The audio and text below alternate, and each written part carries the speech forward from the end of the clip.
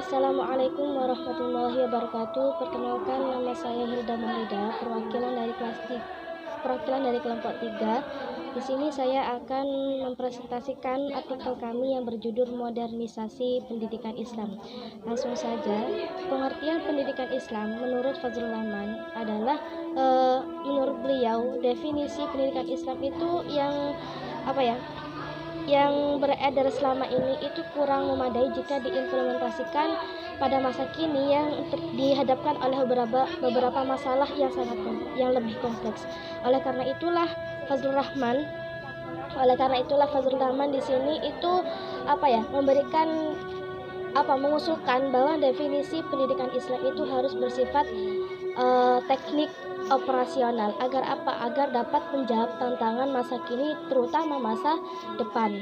Nah, menurut beliau istilah intelektualisme itu lebih tepat daripada pendidikan Islam. Nah, karena apa? Menurut pandangan beliau, definisi pendidikan Islam yang ia sebut dengan intelektualisme itu adalah suatu pertumbuhan atau suatu pemikiran Islam yang asli dan memadai yang harus memberikan kriteria untuk menilai keberhasilan dan kegagalan suatu sistem pendidikan Islam. Di situ tampak jelas bahwa dalam pengertian tersebut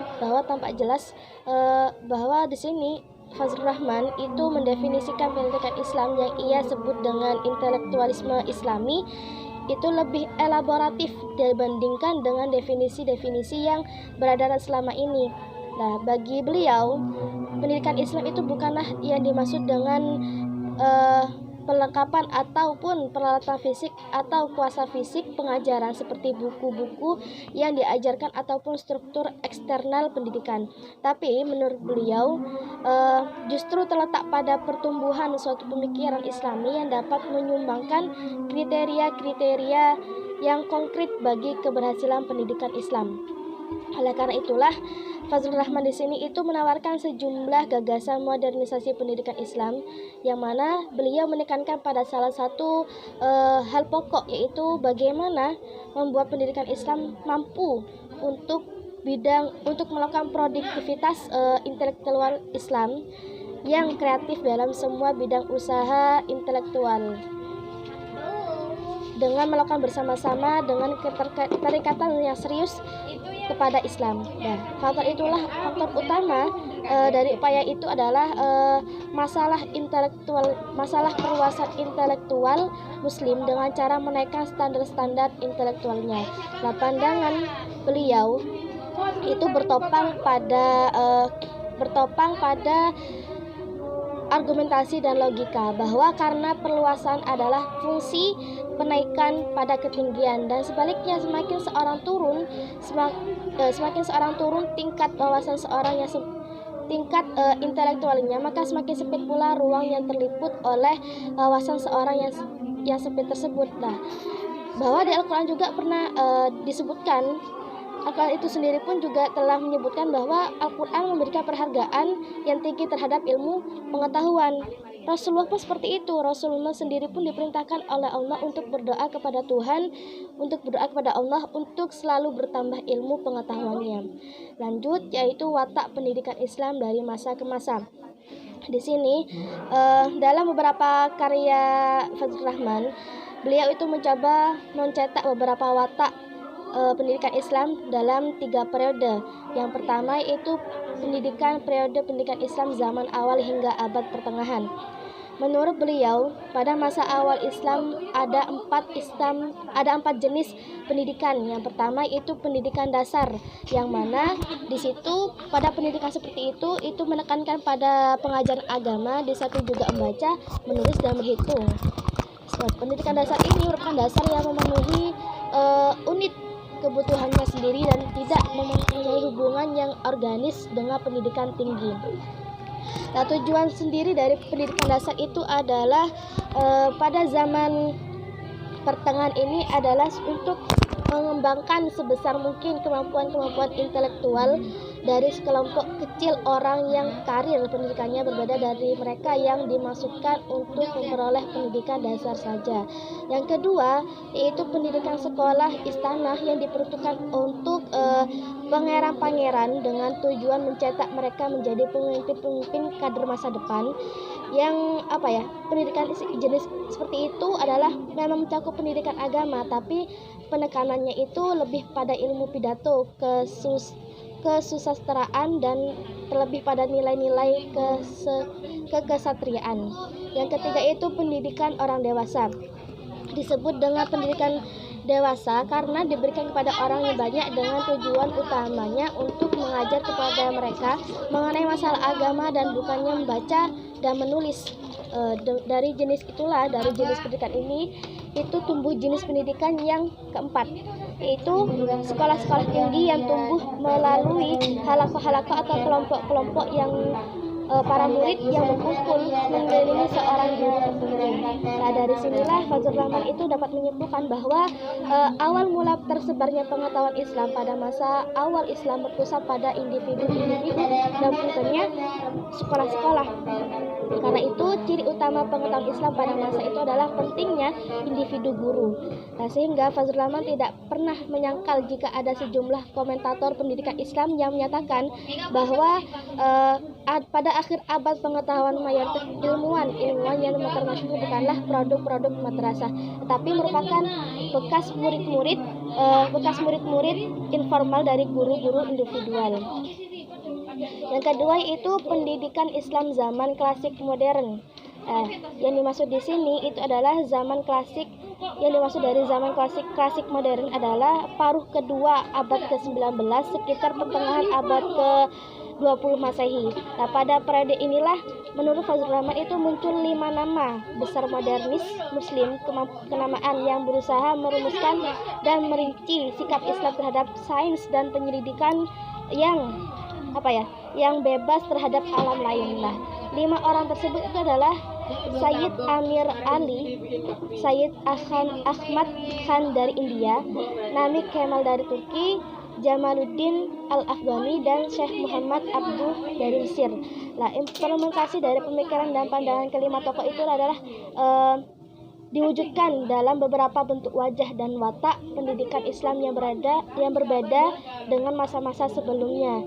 Nah, pada tahun-tahun pertengahan sampai akhir abad ke-19 itu dibuatlah jembatan antara pendidikan dasar dan pendidikan tinggi. Hal itulah yang dilakukan sebagai upaya untuk memperkenalkan pendidikan dasar yang tradisional dan juga murni keagamaan ke arah suatu konsep yang praktis tentang pendidikan.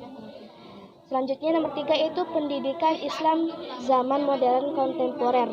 Nah, pendidikan ini itu menurut Fazlur Rahman dimulai sekitar pertengahan abad ke-20 Hijriah yang ditandai dengan 3 hal.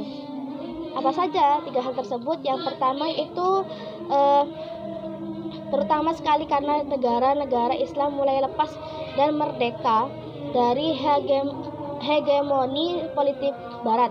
Yang kedua yaitu kemerdekaan politik negeri-negeri Muslim dengan sendirinya mengharuskan kaum muslimin memikirkan kembali pendidikan Islam. Yang ketiga yaitu karena alasan-alasan tersebut maka masalah-masalah pendidikan itu termasuk pendidikan agama termasuk pendidikan agama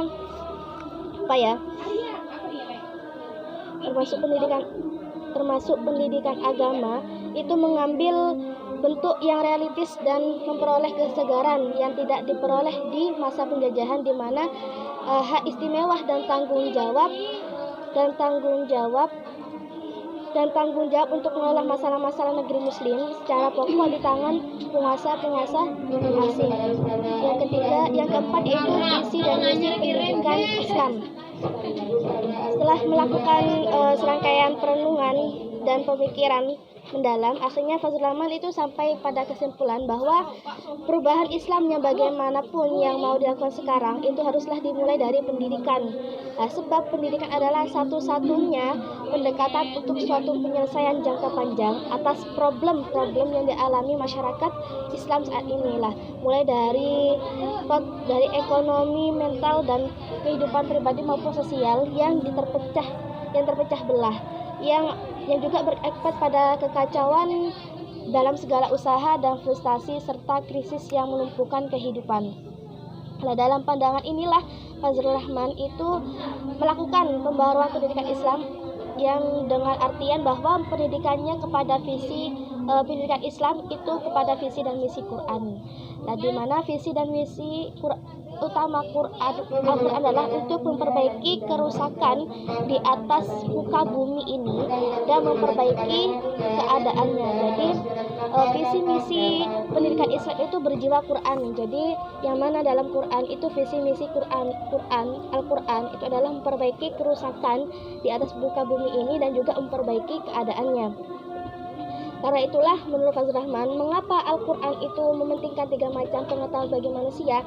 Yang pertama adalah pengetahuan mengenai alam yang diciptakan oleh Allah tunduk kepada manusia. Inilah yang disebut dengan sains-sains ilmiah. Yang kedua itu pengetahuan sejarah atau geografi.